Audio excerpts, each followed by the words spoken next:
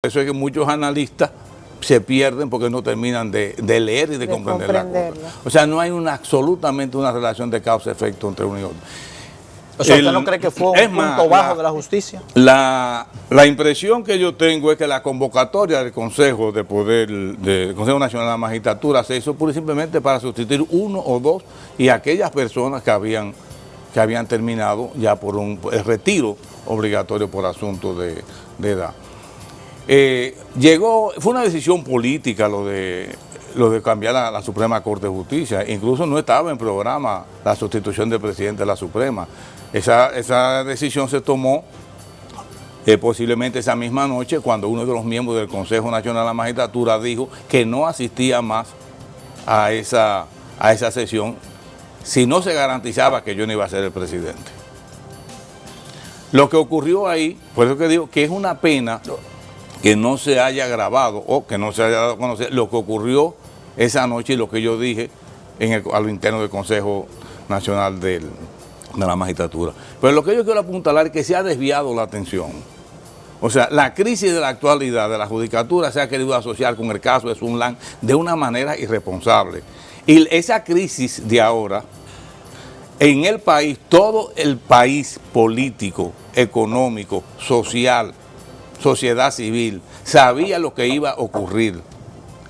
He dicho varias veces que nos pasó como el ave de Minerva, la lechuza, todo el mundo reaccionó en la noche, cuando ya durante el día no se había podido hacer nada. Pero aquí todo el mundo sabía lo que iba a pasar. Lo que pasa es que mucha gente entendió, ese caso de Sunland se aprovechó para desprestigiar a la Suprema Corte de Justicia y principalmente a su presidente, se desprestigió hasta el final. Todavía se sigue desprestigiando, donde muchos irresponsables me llamaban a mí prevaricador. En más de una ocasión, prevaricador me llamaban. Entonces, esa situación se utilizó en ese proceso de desprestigio, bajo el entendido de que iban a lograr una administración de justicia mejor que la existente en aquella vez. Nosotros fuimos el poder judicial más independiente que había en la región de América Latina. Más independiente. A nosotros absolutamente nadie nos dio nunca una orden de cómo hacer o cómo no hacer una cosa. El presidente de la Suprema Corte de Justicia jamás llamó a un juez para trazarle línea en un sentido o en otro. O sea que yo no creo que esas sean las causas. Vemos como en realidad el problema que se ha dado en el sistema judicial, uno de los principales, y bueno, todos estamos de acuerdo en que es la política dentro de la justicia. ¿Cómo podemos lograr que entonces esa política salga de la justicia?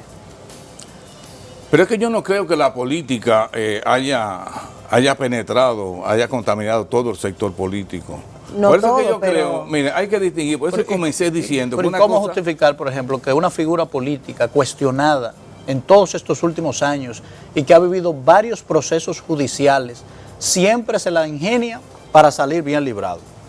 Mire, si la política no influye en la justicia, ¿cómo salen bien librados personas imputadas con altas evidencias de culpabilidad y no son condenados? Mire, yo creo que más que buscar los orígenes de todo este problema, a mi modo de ver, está en el pacto de las corbatas azules.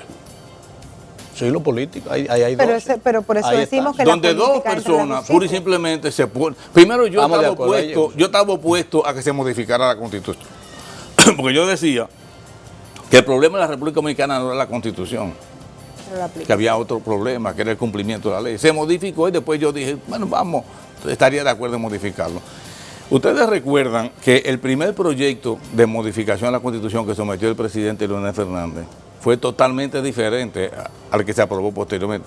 En primera lectura se aprobó incluso una sala constitucional dentro de la Suprema Corte de Justicia. Después ese pacto de las corbatas azules contaminó todo. Ese pacto tiene varios tomos. Yo he dicho que no solamente fue un tomo. ¿Por qué tomo iríamos? Bueno. Es más, yo no dudo. ¿Por qué tomo? Yo no dudo que el presidente, en el año 1920 del PLD sea Miguel Vargas Maldonado. Por encima de Leonel Fernández. En el 2020. ¿Usted cree que no estará retirado? Ya después de estas elecciones. O sea, yo no lo dudo. Pero lo que yo creo es que no puedo dudar nada en este país. Hay algo importante, miren. La judicatura, a mi modo de ver, tiene aproximadamente un 98, 99% de jueces de carrera y muy buenos jueces. Ese juez que está apoderado ahora del caso de la magistrada Agüirda Reyes, Ramón Horacio González Pérez, es un juez intachable, un hombre honesto, un hombre de una conducta y una ética profesional que yo estoy totalmente seguro que la decisión que vaya a tomar es una decisión correcta. Y como él, hay muchos. Ahora, hay debilidades en los jueces, pero no me le pidan una perfecta y excelente administración de justicia a un país donde la sociedad dominicana está corroída por todos los lados, donde hay corrupción donde quiera. Eso mismo que hablábamos de los empresarios. A mí me dijo un empresario el otro día que por suerte que ya ellos no tienen que dar a los políticos porque los políticos están posicionados económicamente mejor que ellos. Sí, pero eso no es suerte, no es mala suerte. No. Eso es mucha mala suerte. Claro que sí. Yo quiero preguntarle algo. ¿Cómo un miembro del Consejo del Poder Judicial que viene de los niveles inferiores de la judicatura adquiere tanto poder como para hablar en verdad o mentira, no está probado, en representación de la máxima cabeza del Poder Judicial? Tengo entendido que esa persona era miembro del Consejo del Poder Judicial aun cuando estaba usted en sus funciones. O sea que usted tiene que tener conocimiento de esa figura. Es una persona joven. ¿De dónde le emana su poder para hacer lo que se ha dicho que hacía? Miren, ese Consejo del Poder Judicial comenzó conmigo en marzo del 2011 y convivimos hasta, diciembre. O sea, fueron 7 u 8 meses de armonía completa, algunas disidencias propias de grupos diferentes, pero realmente convivimos bien. Debo señalar que de manera individual, ninguno de los miembros del Consejo del Poder Judicial, con excepción del presidente, tiene funciones específicas. O sea que nadie puede decir que tiene más poder que otro porque no tiene ninguno. Por eso es que yo... Eso es lo que me sorprende a mí. Sí, que yo implementé lo que se llama las comisiones. Yo puse al frente, a cada consejero lo puse al frente de una comisión. Y yo decía, miren, ustedes individualmente no pueden quitar ni dar órdenes, porque ustedes... las decisiones que se toman tienen que ser colegiadas porque es el Consejo. Ustedes no tienen ninguna misión. El hecho de que uno o el otro o cualquiera de los miembros del Consejo Judicial se le atribuya o tenga o ejerza más influencia que otro, yo creo que es una debilidad de lo que ocurre internamente, porque no puede ser.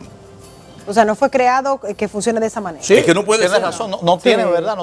Ninguno tiene más poder que otro. Déjeme ensayar una explicación y utilizar una metáfora astronómica. El tema de la falta de luz propia de la luna. Sabemos que la luz que emana de la luna es un reflejo de la luz solar. Y desde el punto de vista de la dimensión de los astros, el Sol es un astro mucho más poderoso. No funciona en la justicia el mismo principio de que ese miembro del poder, del Consejo del Poder Judicial recibía una luz que no era de él, sino de algún sol colocado en la justicia o fuera de la justicia, y que sus compañeros conocían esa luz de dónde emanaban y por eso actuaban como si tuviesen menos poder e influencia. Ese principio de astrología tal vez aplique. Entiendo perfectamente lo que quiere decir y no lo descarto. Lo que sí podemos decir es que nadie ejerce, por eso digo, individualmente nadie tenía poder. No tenía. Si alguien ejerce un poder más que una función más que otra, es porque alguien lo apoya. Alguien se lo está dando. Claro. Entonces quizás ahí puede haber, pero yo no estoy en condiciones, porque no digo, miren, yo me alejé y me permanezco alejado totalmente del Poder Judicial, al extremo tal que yo comencé mi empresa de 9 meses después que salí de la Suprema, de consultoría, única y exclusivamente de consultoría, bajo el compromiso de que no podía, ni iba a asistir a un tribunal, ni iba a firmar ninguna instancia, ni que mi nombre figurara en una instancia dirigida a un juez. Pero por lo que yo oigo, realmente mi fuente de información está en los medios, está en los periódicos, los programas de televisión, Pero lógicamente es un razonamiento que haciendo el parangón astrológico yo creo que aplica perfectamente. La única discusión sería encontrar el sol, porque este es un país muy complejo. No es tan visible como nos ocurre todos los días. Sí, no es tan evidente porque a mi juicio el sol puede estar fuera de la justicia.